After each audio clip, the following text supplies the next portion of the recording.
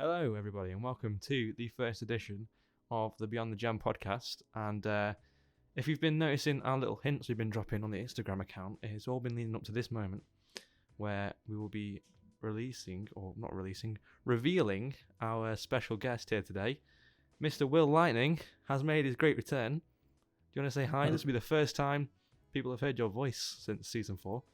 Hello, everyone. I'm very excited to be here. Yeah, it's weird. It's weird being back. Well, I mean, you're not just here as a guest. You're here to announce your what's it called? You're rejoining to Amethyst Racing. Yeah. I mean, I'm sure some people have probably figured it out by now. Yeah, I think we have to give. I think we owe. I think Potts some celebration and some. I guess recognizing the fact that he worked out the little riddle. Well, not riddle. It's kind of more of an anagram, I guess, that we put on the Instagram. It did spell out Lightning Returns. No one got that. We also need to give Jeff Pavich, and I think there's someone else that worked out the Morse code. But Jeff, think it was Jeff. He did it remarkably quickly, actually. Yeah, yeah, surprising, worryingly quickly. Yeah. But no, he worked it out in the first 10 minutes of the post going out. So fair play to Jeff for that. But yeah, Will is going to be back, and I guess you can just talk people through what you're going to be doing, and because I don't believe you want to be team principal and driving again at the moment, at least. Because you're still at uni. You're still going to be bashing out that course you're doing, but. You realised that you have the time. I think to do at least be a part of it, and just do you want to give us a quick explanation of what you're gonna be doing? Yeah, for sure. So obviously, season 4, when I was still here, I was at college. I was doing my A level, so obviously that didn't matter. So I could just focus on the league. And then season 4 kind of ended in around the same time I was leaving for uni, and obviously that's a big step in any person's life, going to uni, and it's quite an intensive course I'm doing. I'm a student paramedic, so I was very aware that I wouldn't have a lot of time to spend on the league, and also combine that with a few other factors which I talked about in my resignation letter that I'm sure a few people saw. It made sense for me to leave at the time. And there's quite a funny story. I was in a call with Connor here and Martin. I think it was maybe Australia or Japan time. And it was the first time I'd been in a voice call with these guys in a little bit, and essentially by the end of that call, I had already decided that I was coming back after the season. Yeah, I think it was Japan, because I think it was when I was showing you the clip of Luke's little moment. Oh, that's in Japan. But yeah, no, I mean, you already made your mind up. You love it too much, mate. That's the problem. I can't get away from it. I know. What am I like? I mean, there's probably people. I hope there's people listening to this podcast that might not even know who you are, because it's true. We've had a. I've noticed there's been a lot of new drivers around. Yeah, we've had a few new people joining since season 4. But essentially, I am the best managing director there.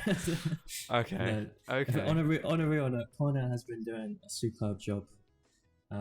Being an NPC with the league. I'm being genuine though, Connor and the rest of the staff team. So you can't even get his words out. You can't get his words out because he done such a bad job. But no, they've been doing a great job. A lot of work goes into a league like this, and so it's not to be underappreciated. But yes, anyway, season 6, I will be making a return. I will be coming back as to the league management, I should say. But as Connor said earlier, I will not be returning to a driving position or a team principal position, and I will most likely not commentate either. So that means I'm going to be purely focusing on the management of the league, a bit of the background administrative stuff, and dealing with the thousands of issues that we always seem to get. And I mean, yeah, I mean, of course, as well, you'll be hopefully doing a few more of these beautiful podcasts. With this being more of a beyond the gem, or what, did we call it beyond? We did deal with beyond, right? But yeah, I mean, hopefully we're doing some of these. We're gonna have a few guest speakers on the podcast as well. Yeah, I think this would be a nice way to kind of tie things together and kind of give people information in the kind of long format instead of it just being an Instagram post or something or other. But yeah, and I think what I really like about this league is I feel like we're a lot more transparent with our members than other communities. And I think this is also just a bit of an extra way for us to kind of give a bit of insight into. Yeah. I mean, obviously, we'll discuss kind of hot topics at the time, and other things like relating to what's going on with the season, but kind of a bit of background as well on what goes into a league like this. I think is probably going to be interesting to some people. Yeah, absolutely. And I mean, we're going to be doing more than just releasing that Will's coming back as well, because that's just the kind of big information we need to get out of the way, I think. And hopefully it'll put a smile on a few people's faces. But we were also going to go through, I mean, at least this podcast, we're going to go through a few things that we want to talk about season 5, because as much as Will might not have been around, he has done a little bit of research, I believe, and you've heard a few things down the grapevine. I've been around a little bit. Yeah, so you might have seen him. He's been chat a few times, and he has been kind of studying a little bit since Japan, probably.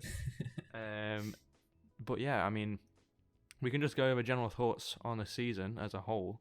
I think, for me, it's probably been... It was a lot more enjoyable to be around in Season 5 than it was in Season 4, for me, at least. Because I just felt like it was kind of all a little bit less... I don't know, a little bit less toxic in a way. I think you're always going to get like toxicity in leagues. I feel that's just a given. But this time it felt like there was a less kind of people going at each other's throats this season. It seemed a lot more chilled out. It seemed a lot more respectful of people making moves.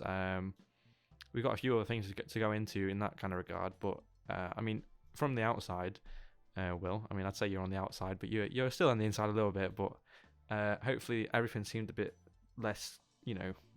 I don't think you saw many instances of people going at one another.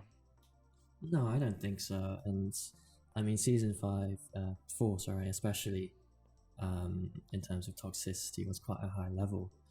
But yeah, I think, like you said, this season has been a little bit more laid back and relaxed, which is what we like to see. But obviously, there's always going to be incidents that occur. And as an outsider, I suppose I probably see more of the kind of outbursts, as you know, I'm not around every day to kind of see the more relaxed nature. Yeah.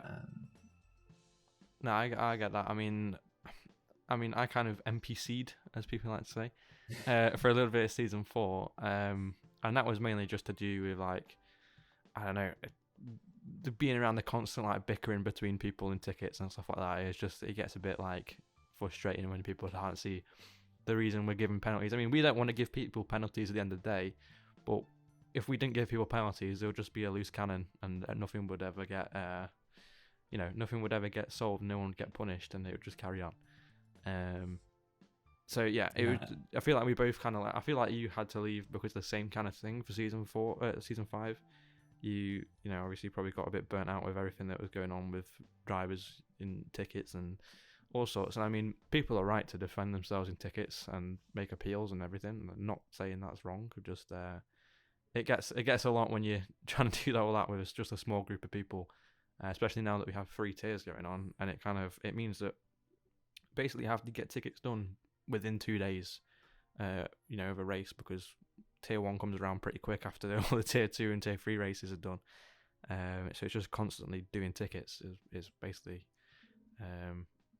what is this being in the FIA is. Yeah, I mean, tickets have been. Tickets just it's a big thing for FIA, and I think a lot of people underestimate the amount of work and thought that goes into them. I mean, I know we've spoken about this a lot before with,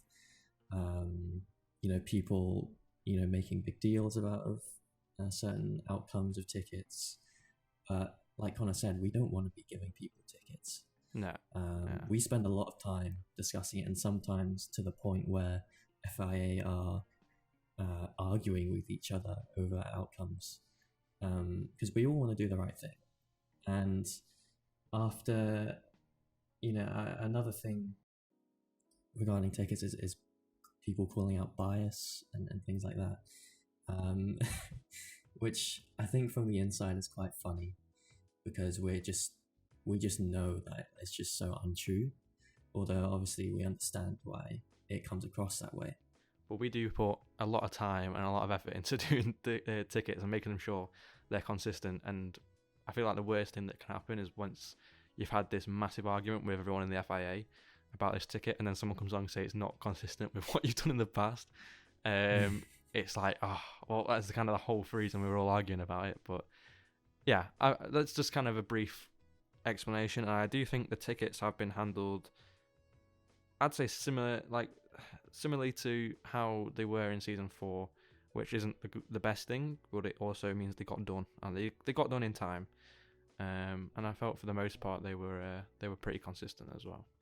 I've still got access to all of the FIA channels in the Discord, and sometimes I just kind of check on the ticket tab, and I mean consistently there's tens and tens of open tickets or tickets being discussed. It's just mental, the pure volume of stuff that FIA have to go through. I mean, I think I feel like it is kind of mad, because you've got to think every single slight taps, like anything that happens in a race, and you've got to think the amount of races this year where nearly half the grid is DNF'd out of it. Every single one of those incidents gets reported by, each team. So if one of them gets DNF'd, the opposing team will make a ticket, and so will the other team. So you get 2 tickets of the same thing that then get lost, and you've got to match them all up and then, make everyone happy, basically. But obviously, with penalties and stuff, you can't make everyone happy, because that's kind of how it works.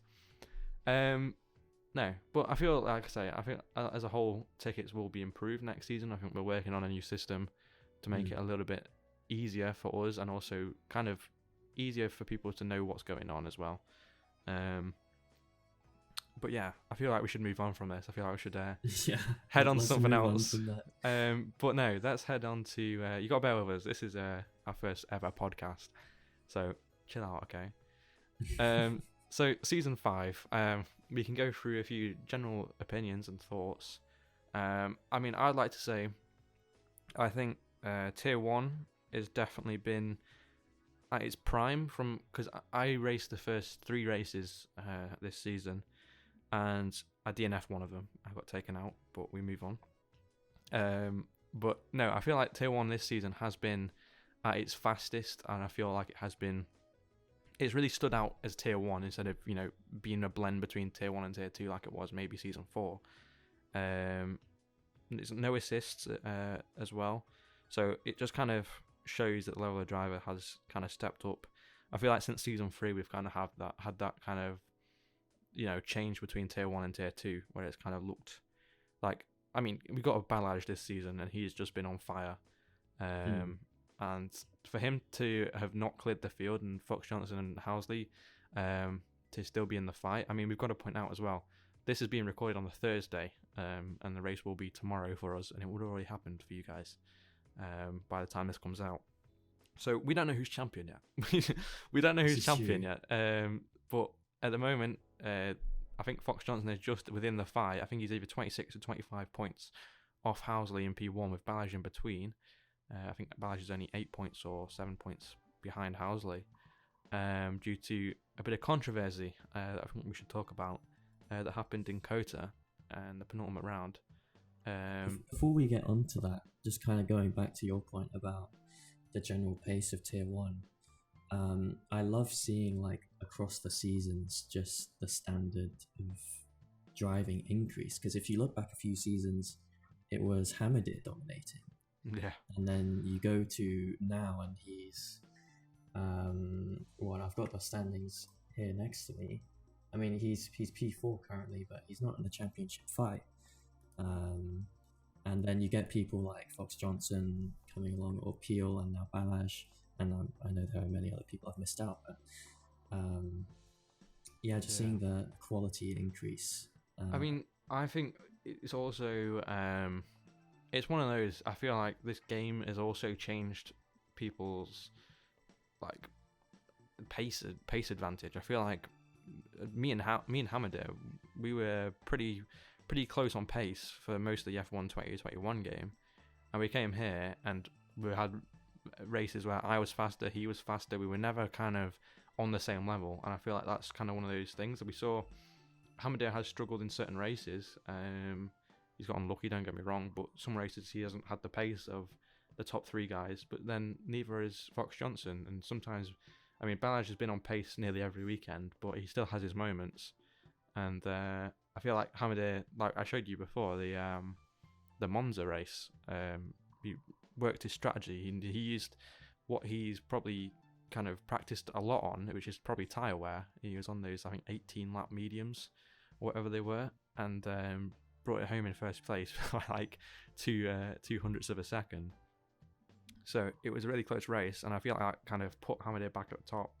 He also managed to get that win in Brazil, actually, last season, for Alfa Romeo.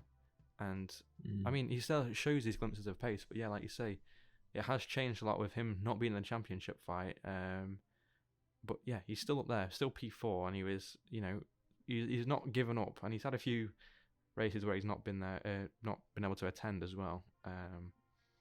So yeah, it definitely has stepped up this season. I think we had a lot of changing about mid-season. I think we had like, 1, 2, 3, 4. We had about 8, 9, 10 drivers change seats or leave the league in Tier 1, which is unfortunate, obviously. But the fact is that the lowest down team in the constructors still has 35 points to its name, which shows how competitive the season has been. I mean, you look in real life, people are, the bottom teams sometimes score 0 points. I know they're equal cars here, but no, I genuinely think that this has probably been the most competitive Tier 1 season, and also Tier 2 season. We'll get onto that in a little bit, but I do want to head back to the Balaj controversy in Kota. I'm not sure how much you heard about it, but it's basically... I've learned a little bit about it. Yeah, well, do you want to go through what you've heard? And all right, yeah, you can add on to it if I've missed anything out. Yeah, but essentially, this was the sprint race in Kota, and Balaj was in the lead by quite a long way, and he's approaching a back marker, which I believe was an Alpine or an AlphaTauri, but he was in the wrong car or something. Yeah. And it's it's the penultimate corner coming down, and there's the pit entry to the left. And Balaj goes to overtake the back marker, but the back marker pulls out last second in what seems to be quite a clear act of purposely blocking and causing an incident. Yeah. Which ultimately severely affects Balaj, not only in the Kota 50% race, because obviously he'll be starting a lot further down, but more importantly, his positioning in the standings, because it's a close championship fight, and if that event didn't happen, we might have seen him lock the championship up already. Yeah, absolutely. And this I don't know how you say his name, Jan Sverdlik, I think is how you say it. He obviously caused a lot of controversy, and he was in the league due to our kind of, I'd say, undisclosed partnership with Semi Racing. They have a few drivers in our league, such as Housley and Fox Johnson and the like. And I think he kind of learned about us when we did the semi-racing invitational event that was streamed on our Twitch a few weeks ago. And he did end up winning that race, I think. Anyway, he basically came to our league, and once that happened, obviously he got removed, and semi-racing also dropped him. And he gave a statement on the incident, and this is I'll read it out to you because I don't really understand this, but he said, "Sorry, so it was my fault. There is no question about it, and I'm sorry for the drama surrounding it. I'm sorry, I didn't do it on purpose, and I hope the championship goes the way it should." I don't really understand what he means by that, because it was my fault, but I didn't do it on purpose, and I hope the championship should go the way it should. It's like, I don't really understand. I mean, it can't now. I mean, yeah, that's what I mean. That's what I mean. It's an irreversible thing. Yeah, and I did speak to Balaj and Harris, his team principal, as well as Housley, Fox Johnson, and Luke Martin, the Mercedes team principal, after the race, and we decided that, well, Balaj came to the agreement that he's happy not to remove any points from the sprint race, because I feel like that would have been too unfair on everybody involved in the sprint race. It could have affected other teams' championships and drivers' championships in position. So we came to the agreement that the sprint race points would count. However, Fox Johnson's 5-second penalty he acquired from, I think it was someone ran him off the road at turn 1 and he got an illegal overtake, and it was reviewed and it did get removed, which brought him back within contention of the championship. So, as it stands right now, I know the race has already happened for everyone listening. They are all three competing for the championship, and yeah, it'll be an exciting end, and I hope it was for everyone watching. It's kind of weird that we're doing this on a Thursday night because yeah, I mean the race is tomorrow. I didn't really think about it until we started. But yeah, it'll be exciting to see who comes out on top. But yeah, Tier 1, it was a good season, and I'm looking forward to Season 6 because I think we've kind of got a grasp of where everyone should be this season in terms of what tier they should be in. And I think we can have a fairly competitive season next season. Yeah, and you know, with the championship fight in Tier 1 as well, Housley, I just want to quickly mention, he has been ultra consistent throughout the entire season. I mean, yeah, he's just been, the performances he's been putting in, many podiums. No wins though, surprisingly, but he's still leading the championship. Yeah, so I've been very impressed by him. I mean, I said to him, I did the first 3 races with Housley as my teammate, and Bahrain, he was very annoyed with himself because he took the wrong strategy. Australia, I know he had a bit of a coming together. He got shoved off track by Hamadir, I think it was actually. I think he had a bit of a... I think Hamadir got shoved off, and then when Hamadir was inevitably forced to rejoin due to the speed he was going, made contact with Housley. But no, he's had a great season. I'm looking at it now. I think that's 6 podiums from what I can tell, or maybe 7, including sprint races. Including, I think it's 8. 8, yeah, 8. So he's had 8 podiums, including sprint races, which I think is 2. So yeah, a total of 6 Grand Prix podiums in an 11 race season. It's pretty impressive. And of course, yeah, no wins. So maybe you'll find that win in Brazil. Who knows? Who knows? But I think he would be the first champion. Now, if he makes this work tomorrow, I think he will be the first champion without a win in Amateur racing. That is true, yeah. Which will be very interesting. I was close to that in my debut season. But we won't go into what happened. What was that? What was that? Sorry. Oh, with you? Yeah, I think I was in the championship fight. It was like a 3 or 4 way championship fight going down to the last race. And I won in the season. There's nothing more than I wish we still had the race replay from that. Oh, I wonder if you saved it on your F1 2021 game. No, because you did. Did you? Yeah, you finished though, right? I don't know. I did finish. Well, we'll put I up mean, some. We got 2 TikToks, and we'll put them up on the screen now, and we can show people kind of a little bit of what the fight was about. But I think it was you, Jolly, and who was it? You, Jolly, and Green. Paul Green, yeah. Yeah. Oh, In the what a name. McLaren. I've forgotten about Green. He's kind of a sleep champ. Yeah. But yeah, no, what a great fight that was, and I wish we could have brought that memory kind of tour to the newer members, because it was a great finale. I just wish my commentator was on par a little bit more with what it is now. But Yeah, with, but with yeah, 5 seasons under our belt, I love like reminiscing about old drivers and races. I know, it's crazy because I remember me and Duck, we were doing a bit of like nostalgia, looking back into a few races in season 1. I went to the spreadsheets as well, and there's just some names on there. I was just like, wow, I can't even remember those people racing. I can't remember what they were like, what teams they were in.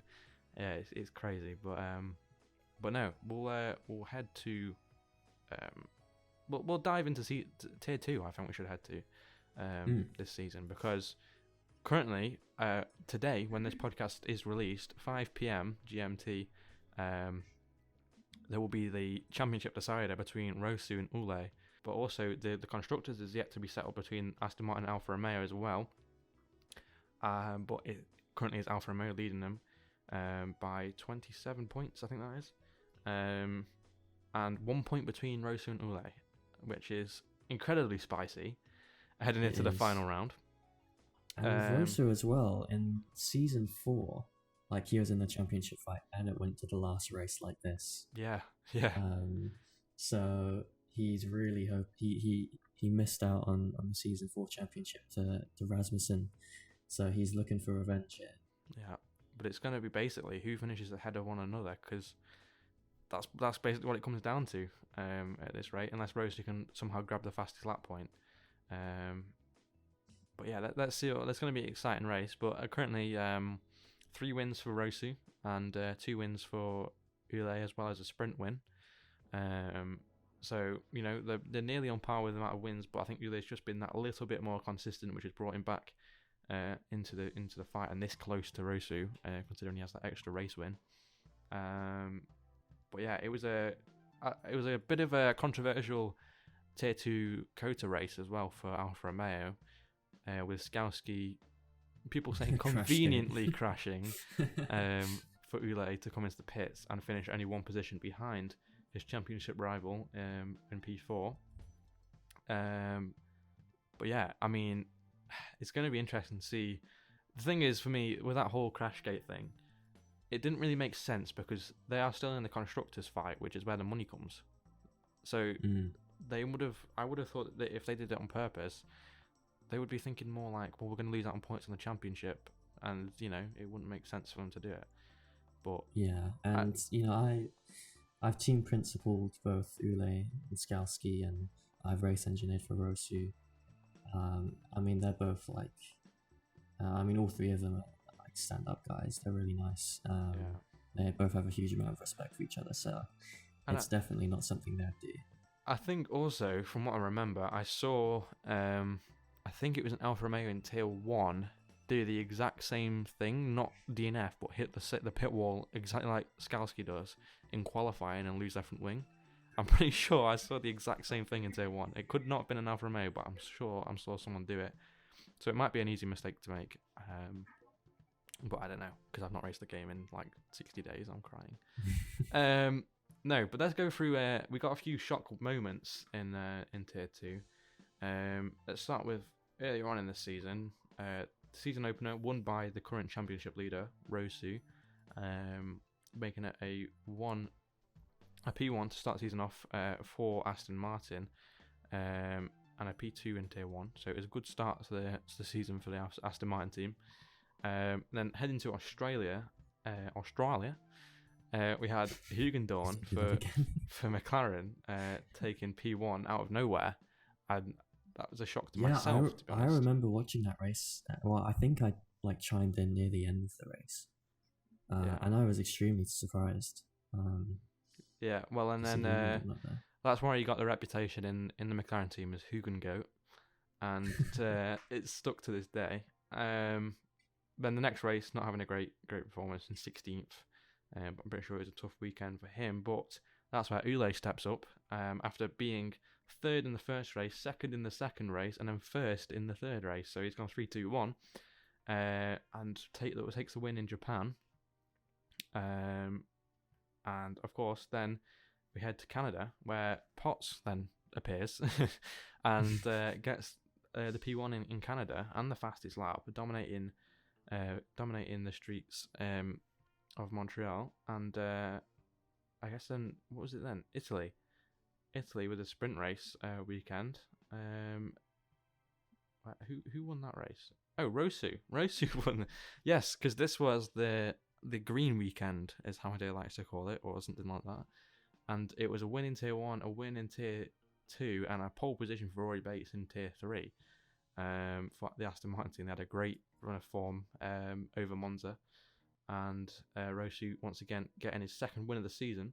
And then goes and just, pops another one in when we head to Britain.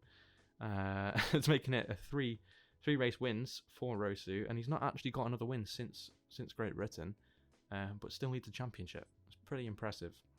Definitely staying ever consistent. But who does is his championship rival in the Netherlands, Ule, picking up a P1 for the team, and Skalski, I think he just missed out. I think it was a 1-2 on track, but I think he might have got penalties served after the race and dropped down to third place.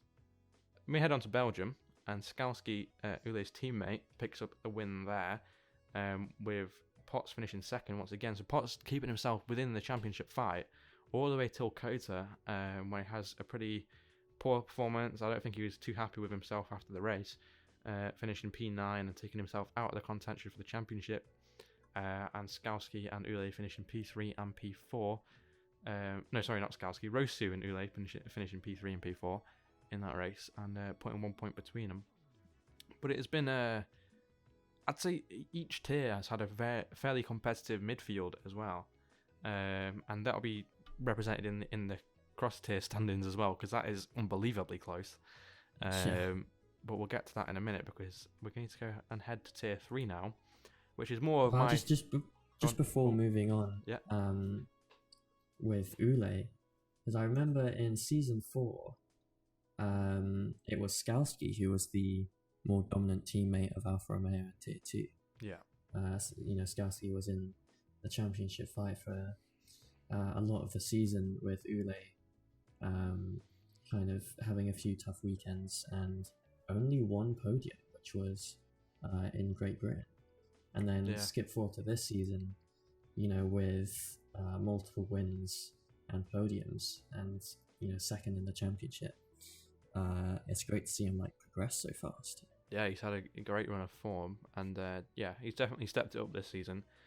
Like you say though, unfortunately missing out in season 4 on the championship. We'll be looking to grab it this season, but is maybe classed as on the back foot, being 1 point behind. I don't know. It's not exactly the back foot, is it? It's more of a, I don't even know, back big toe.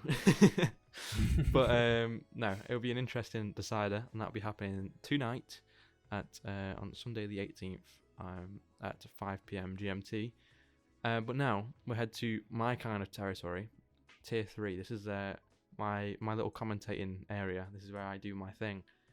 And it's been, wow, it has been a hectic season in Tier 3.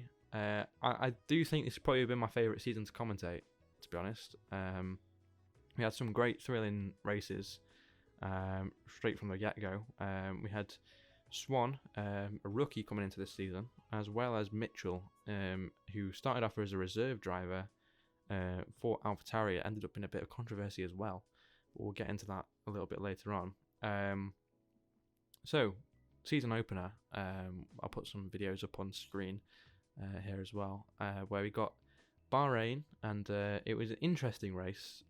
Swan and Mitchell fighting out all the way through, really, right to the end. I do remember there was a bit of technical difficulties in that race. That means we missed out on a little bit of action, but we got back before the end of the race. And Mitchell and Swan came together, but both very fair. I think Mitchell ended up, I think it was Mitchell, or was it Swan? One of them ended up letting the other one past due to a bit of collision. But unfortunately, Mitchell getting put onto the wrong tyres in the end by the game and losing out on the win, I'd say, in Bahrain, which then saw the first of Swan's many wins being tied up for the Red Bull team. And yeah, putting his name on the map with Luke Martin finishing P2 in that race. Now, Luke Martin is a commentator for Tier 1 and Tier 2, and he made it known to me at the start of the season that he was gunning for the championship this season, and he wanted to, get a win on the board. And I think he's had, to me, he's come across to me and said he's had a pretty disappointing season, but I think there's one thing we need to point out here. He has scored points in every single race he's finished. And to be able to do that in a league like this, and in Tier 3, I'd say that's pretty impressive. I'd say it's pretty impressive. Yeah, and, every race he has finished, have been mightily impressive drives as well. I mean, just looking back and remembering kind of season 4 for him, I mean, obviously he got his first race win in Austria. Yeah.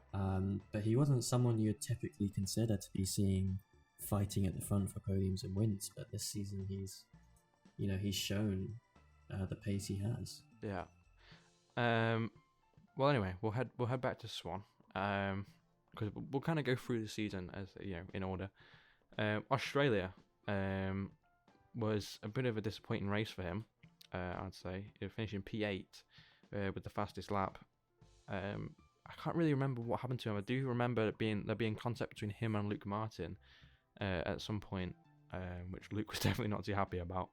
But it gave Masic his first win in amethyst racing under some very, very tricky conditions. It was kind of inters and slicks were both as fast as one another, but he crossed the line to finish first for the Haas team. And he did it again in Japan, just the next race, gets his second win here in amethyst racing. At this point, I feel a few people were like, is he about to go on a winning spree and just absolutely dominate the rest of the season? But unfortunately, that was not to be. He's in Canada, finishing P9, but he was back on the podium again in Monza. But the race winner in Canada was Will Swan, once again, out of nowhere, dominating that race. I think it was like a 20-second lead with about 3 safety cars we had. Absolutely dominated in Canada and brought home the win for the Red Bull team once again. It was a pole position, fastest lap, and pole position. Yeah, I think it was the Grand Slam from what I remember. For not Luke Martin, for Will Swan. As we head now to Monza, where he first of all got first in the sprint race, not pole position. Rory Bates stole that off him, but I do remember he got the lead into turn 1 in the sprint race. Finishes P1 in the sprint and then dominates Monza as well by I think another huge margin. And we don't really see much of him on the stream because he's just too far at the front. There's not point. There's things happening at the back. But that was his last race with the Red Bull team. As we entered the halfway point of the season, he swapped over to Williams and raced for those guys in Great Britain, where he then got another pole position and a win. And then also raced Baku for the Williams team, but unfortunately accumulated too many penalty points. Ended up getting disqualified in a race ban for the Netherlands, which was a sprint weekend, which you really don't want to get a ban for that weekend. But clawed it back and then finished second in Belgium when he returned, and then another pole position sprint race win and a pole position for the main event and a Grand Prix win. So it's not been a bad run of form for the guy, and No. I think it's safe to say he will be going up to Tier 2 next season. I mean, considering as well, he had a ban and disqualification, and he's still already wrapped up the championship. Yeah. It's very impressive. I think it must have been around Netherlands or Belgium that his performance was so impressive that rumours about potential cheating allegations arose. Yeah. I don't know if you want to speak a bit about that. Yeah, I mean, there was multiple reports. I mean, I'm not going to go into who made these allegations and stuff like that, because it was multiple teams and different perspectives. We literally went to other leagues and asked their team principals, or not team principals, sorry, their league owners and moderators, if they thought anything was suspicious of this. Some of them said they were, some said they weren't. It was a very, very, it's one of those things. I think the only evidence we really had against him was from other people's perspectives, which obviously in netcode and all sorts comes into play. And it was just, I was never on board with him. I never really saw anything that made me go, okay, that needs to be looked into. That never occurred to me. A few people in the FIA thought, a few people didn't. And end of the day, I had to kind of act on it because I didn't want him to feel unwelcome in the league at the end of the day. I wanted him to know that something was going to happen about it and we're going to look into it. And it ended up, we didn't really have anything against him, so I ended up just calling it and saying, let's bring it in, let's just leave it at that, because I think the majority of people ended up changing their minds, and I think it just kind of all got cleared up after that. But yeah, I mean, there's not really much else to say on that. The statement was released the other day, and yeah, I think that's about it. That's all I can really say, to be honest. Yeah, I think that sums it up pretty well, to be honest. Yeah, but another honourable mention, well, not really honourable, but they're leading the championship at the moment, is Haas. Once again, I don't know how many championships they've wrapped up now, but they're looking to do it again this season. But with Williams' great run of form in Kota, with their 1-2 in the sprint race and 1-2 in the main event, they really gained some points and got some traction against Haas, and overtaken Aston Martin even in the last round, and now find themselves only 8 points behind Haas in the constructors' standings, which is going to be another spicy little race. It's just depending on whether Matic and Zerbo can stay ever consistent as they have this season and get the points they need to defend Williams from getting the double championship here in Tier 3. So, yeah, I mean, it's been a very exciting season, and that's not even mentioning the midfields. Look at the midfield there. It's 131 points for Mercedes in P4, and then McLaren on 90, Ferrari 35. There's not a big gap between those guys, and anything's up for grabs. It's F1. Anything can happen here. But it's a shame there's not a few more rounds after this to kind of see what kind of changes they could have had. I mean, I'm not trying to put any bias in there, but my boys, I mean, the start of Tier 3 wasn't great. My drivers were kind of struggling, so we had a bit of a switch up, and they've managed to claw. I think it's nearly 80 points now. It might be over 80 points. It's 84 points, and we've got a total of 90, and that was in half a season. So I'm feeling confident about the guys. Having a good end to the season. Best getting a bit unlucky in Kota, and a few other races. But yeah, I mean, it's been a great season. It's been a great season here in Tier 3. And I don't know if there's anything else you want to add on top of that before we kind of segue into the real life season. I don't think so. I think that kind of covered it all, to be honest with you. Yeah. So let's head then to the real life season of F1. And I do feel like we've seen a lot more action this year in terms of 2021, 2020. We obviously see overtakes, but I think the overall percentage was 35% more overtakes with these new regulations. And obviously, I think it was quite a boring season in terms of championship, at least from like the halfway point. Because we kind of knew Red Bull were going to walk away with it. There was not much stopping them. There's obviously the few blips like Singapore, when Max didn't have a great weekend there, and it's kind of exciting. You're like, oh, someone else could take it, and then Perez steals it. It's like, oh, well, good for him, but Red Bull won another race. I've noticed a lot that with just kind of the domination from Red Bull and Max, people are always like, oh, it's so boring this season. It's just like too easy for Max. But then take like the previous 7-8 years with Mercedes and Hamilton. Yeah. Just argue the exact same thing.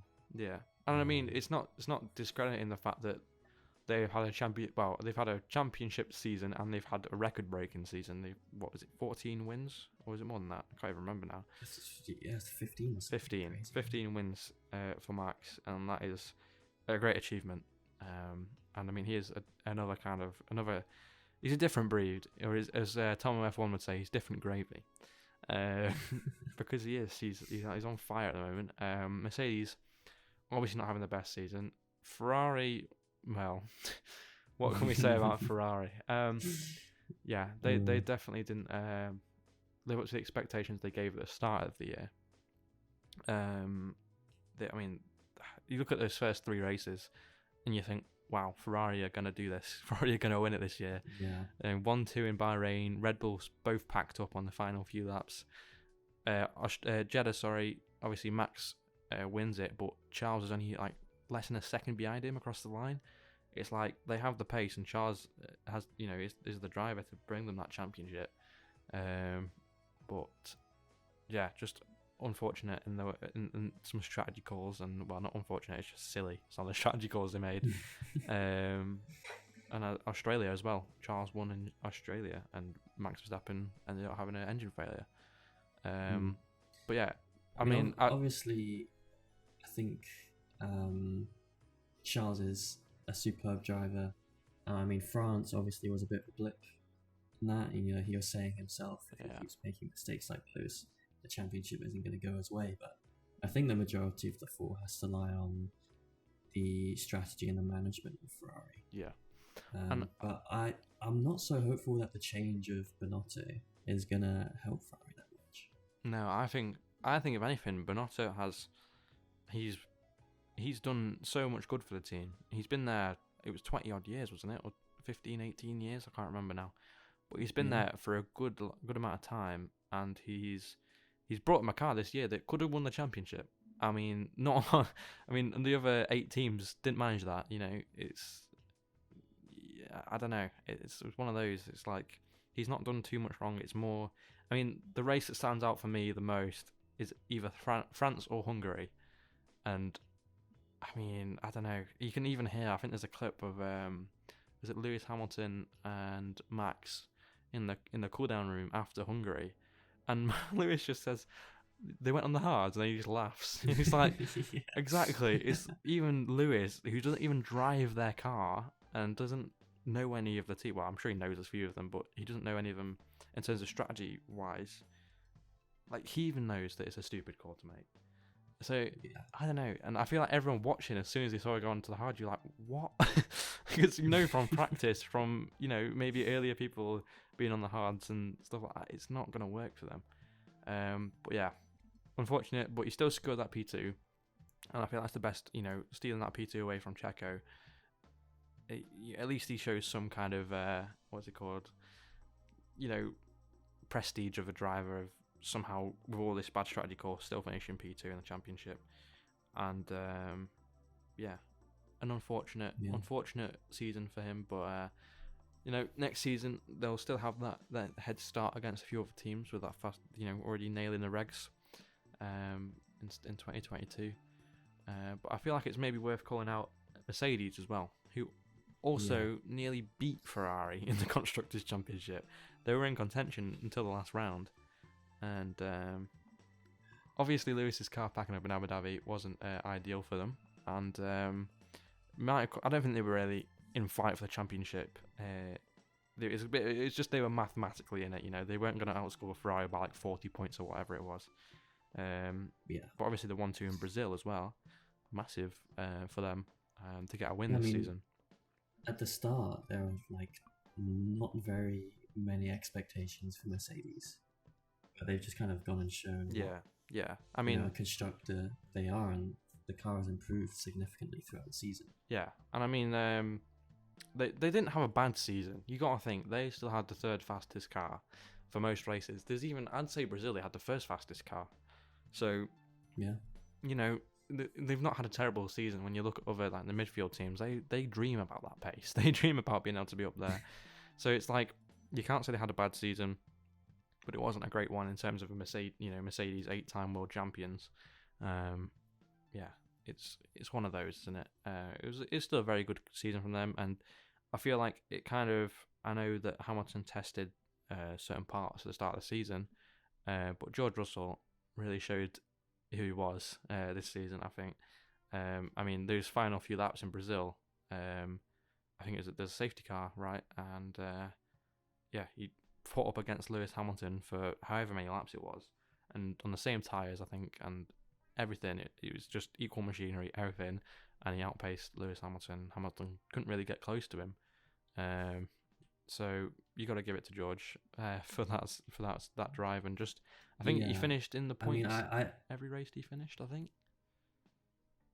can't remember, but I was worried at one point that we wouldn't see George getting his first Grand Prix win. Yeah. Kind of looking that way. So it was really good to see him get that under his belt. Yeah. And yeah, he's really proven himself and he stepped up to the plate. Absolutely. And I mean, I was kind of in disbelief when I was watching that race. I was like, there's no way George Russell is about to win a Grand Prix in this absolute. I'm not going to say the word because I don't know where this is going, but you know what I mean. They didn't really have the pace, and I'm just having a look as well at the standings from this season. I mean, George finished P4, Lewis Hamilton P6. George Russell finished ahead of Carlos Sainz in a Ferrari as well. It's probably worth pointing out. I don't think I've really heard much about that, to be honest with you. So yeah, it was a great drive from those guys, and I mean, the midfield as well. I feel like the fight between McLaren and Alpine was very spicy up until the final few rounds, where it's kind of like Alpine have got this because unfortunately Daniel Ricciardo wasn't really there this season, and well, a bit like 2021. So okay, let's stay on Daniel Ricciardo for just a second. Okay. What do you think about his move back to Red Bull? Well, it was a bit of an L on his behalf, I'd say. Leaving as a number 2 and joining back as a number 3 is not what he had in mind. But I feel like he needs a break. When I took my break in season 1, I think it was, it's because I was getting bored of the game. You still have that drive, you still want to win a race, but you just, I don't know, it was almost like you don't enjoy it as much as you normally do. And I do feel like, in a way, I mean, I'm nothing compared to Daniel Ricciardo, obviously. But when I came back, I just had that kind of I was more aggressive, I was more like hungry to come and, do well, and that's what I wanted to do. And it did help. And I'm hoping the same kind of thing will happen for him. Who knows, he could even throw Perez out of his seat, which is, a very interesting factor to play into, maybe the 24 season. But yeah, I mean, I wish he stayed at Renault, because he had a great run of form there. He's finally getting traction in the team, and then he left. Don't get me wrong, it was great to have him at McLaren. I'm a big McLaren fan, and I'm a big Ricciardo fan, and it was nice to have him there. And he's a great driver. He wasn't in the right space, and hoping that he can bring something else to the board in maybe 24, maybe 25. Who knows? Yeah.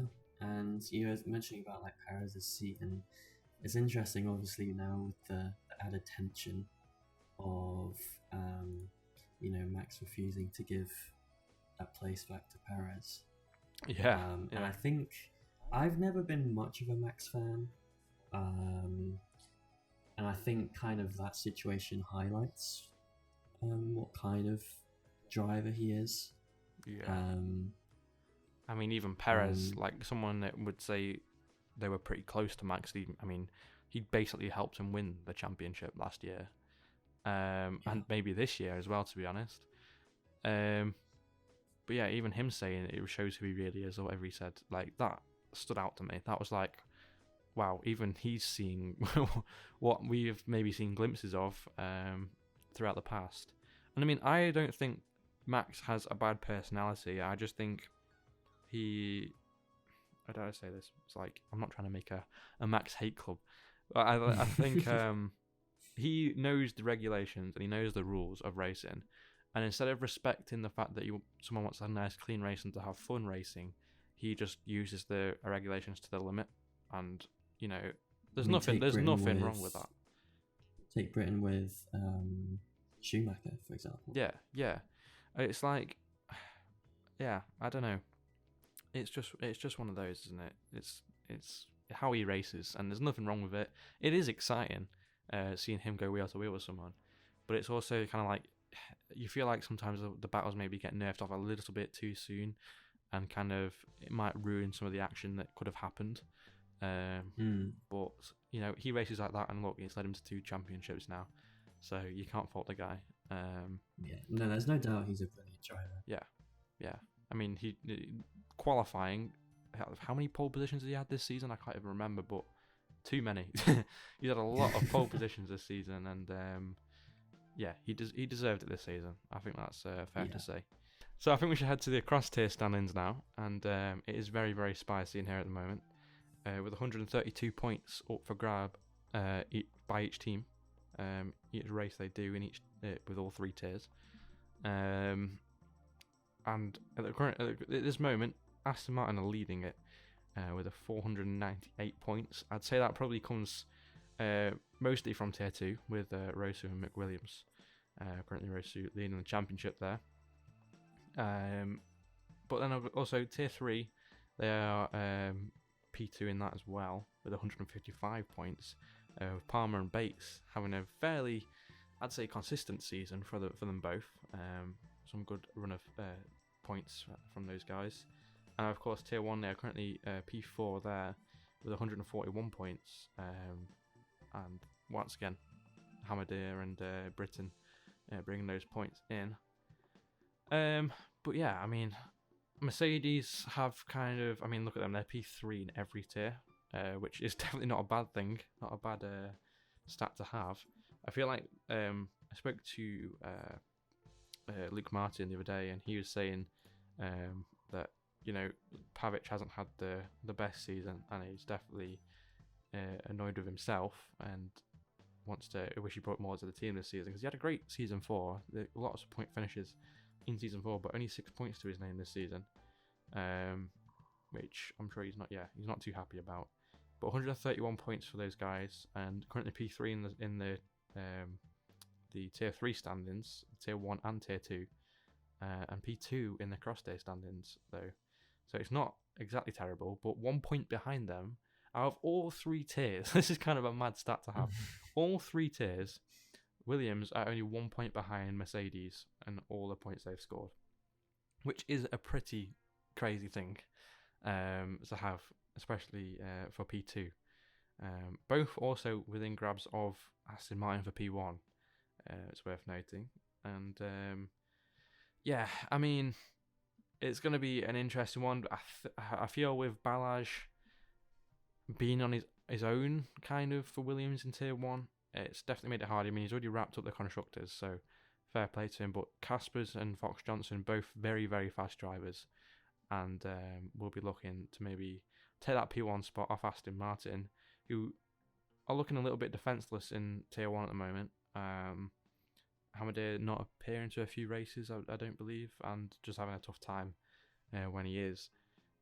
But tier 2, Rossi will be gunning for the championship, maybe trying to look to score or trying to win in Brazil.